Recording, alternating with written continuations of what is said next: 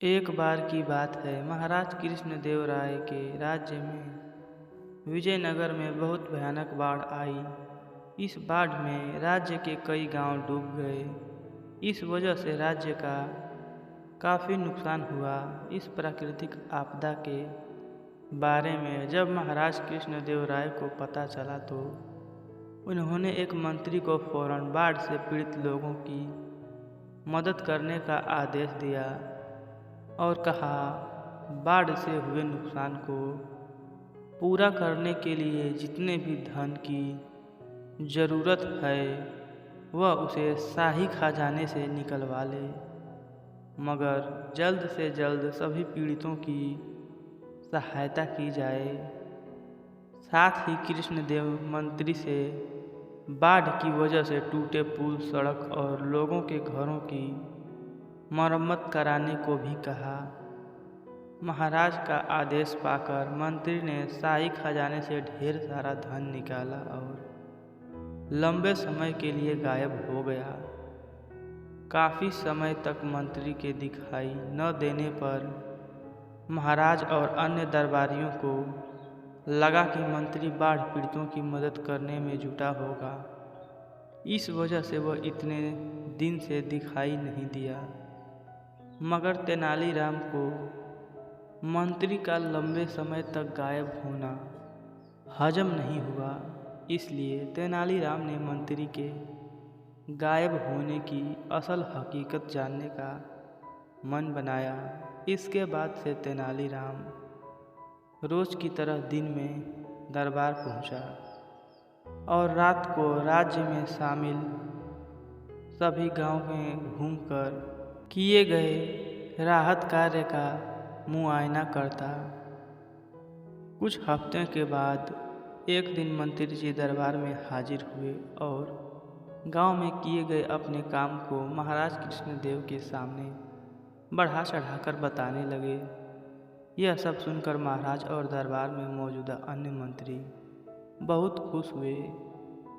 सभी ने मंत्री के काम की काफ़ी प्रशंसा की। वहीं तेनालीराम ने भी सभी के सुर में सुर मिलाते हुए मंत्री की प्रशंसा कर दी।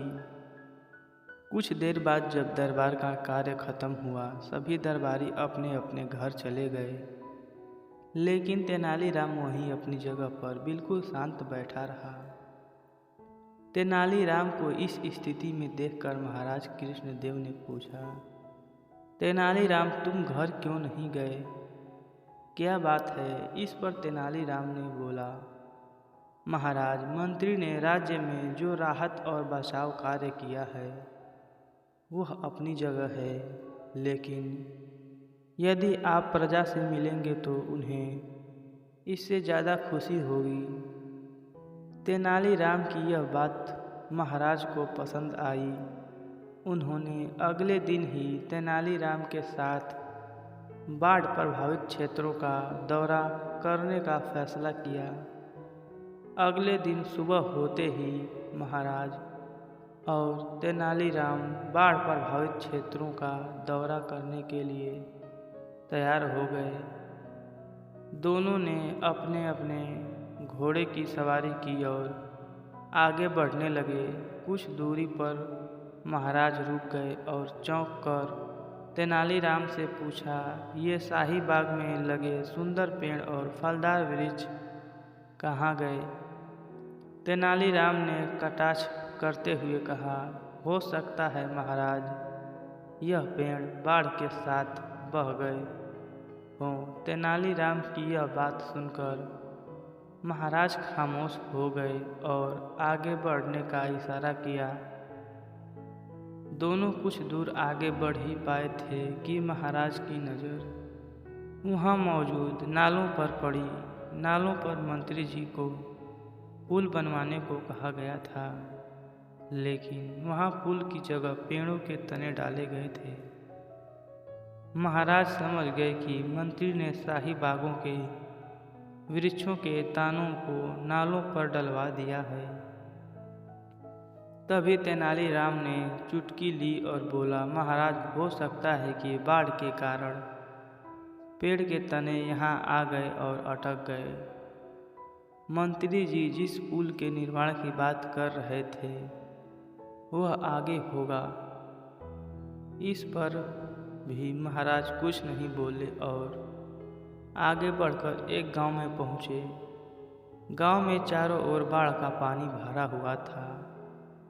वहां मौजूद लोग बाढ़ के कारण बेहाल थे।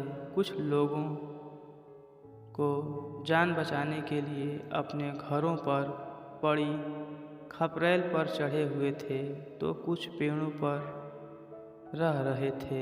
यह नज़ारा देख तेनालीराम बोला, देखिए महाराज, मंत्री ने इन लोगों को पेड़ों और घरों की छतों पर चढ़ा दिया है ताकि भविष्य में भी इन्हें बाढ़ से कोई नुकसान न पहुँचे। अब महाराज कृष्णदेव राय के सब्र का बांध टूट गया और वह गुस्से से तिलमिला उठे।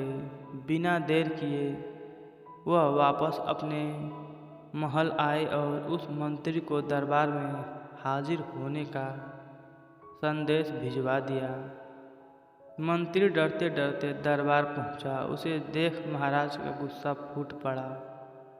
उन्होंने मंत्री को खूब फटकार लगाई और जल्द से जल्द सारा धन शाही खजाने में जमा कराने का आदेश दिया।